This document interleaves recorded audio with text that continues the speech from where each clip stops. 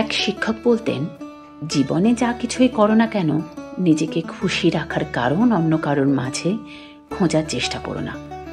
কখনো কারো ওপর এত এক্সট্রিম লেভেলে নির্ভরশীল হবে না যাতে তোমার এক্সপেকটেশন পূরণ না হলে মন ছোট হয়, বিশেষ করে মানসিকভাবে। তোমার মন খারাপ, নিজেকে 1 কাপ গরম কফি বানিয়ে দাও। বিকেলবেলা মিষ্টি রোদে আপন মনে নিজের সাথে কথা বলো। পছন্দের লেখকের বই পড়ো। নিজের কোনো বিশেষ ক্রিয়েটিভিটি থাকলে সেটা নিয়ে নিজেকে ব্যস্ত রাখো। অন্যকে ব্যঙ্গ করে স্ট্যাটাস লেখা, নিজের দুঃখ দুর্বলতা জনসমক্ষে প্রকাশ করা কোনো বুদ্ধিমান মানুষের কাজ নয়। খুব বেশি মন খারাপ হলে রুম অন্ধকার করে চুপচাপ বসে থাকো, যার যার ধর্ম অনুসারে প্রার্থনা করো।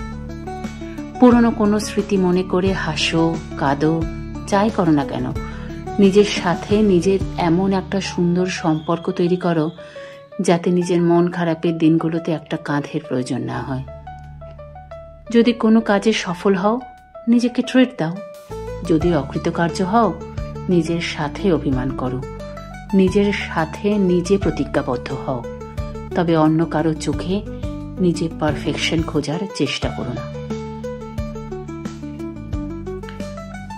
অন্যের চোখ তোমার ত্রুটিগুলোর মাঝে যখন তোমার গুণগুলো খুঁজে পাবে না, তুমি কষ্ট পাবে।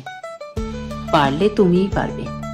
রেস্টুরেন্টে একা বসে খাওয়াটাকে নর্মালাইজ করতে হবে। পার্কে নিজের সাথে সময় কাটাতে চাওয়াকে হাস্যকর কেন মনে হবে? যদি সম্ভব হয়, ফিনান্সিয়ালিও নিজেকে প্রতিষ্ঠা করতে হবে, যাতে তীব্র মুড সুইং এর সময় নিজেকে একটা চকলেট উপহার দিতে পারো। নিজের জন্মদিনে নিজেকে গিফট দিতে পারো, অথবা পাড়ার সুবিধা বঞ্চিত শিশুদের নিয়ে জন্মদিনের আনন্দ ভাগাভাগি করো। নিজের পছন্দের ড্রেসটা টাকা জমিয়ে হলেও নিজের জন্য কিনতে পারো। মাঝে মাঝে নিজেকে কিছু ফুল দেবে। ঘরের এক কোনায় ফুল থাকবে, সুন্দর একটা গন্ধ ছড়াবে, মন আপনা আপনি ভালো হয়ে যাবে। সবাইকে খুশি রাখাও তোমার দায়িত্ব না। দুনিয়ার কারোর পক্ষেই সবাইকে খুশি করা সম্ভব নয়। যেখানে পারবে না, না বলা শিখতে হবে। আমার বাবা মা আমাকে অ্যাপ্রিসিয়েট করে না, আমার বন্ধু আমাকে সময় দেয় না, আমার কাছের প্রিয়জন আমার সাথে ঠিক মতো কথা বলে না, আমার জন্য সময় নেই, এইসব উপদ্রবের সৃষ্টি করবে না।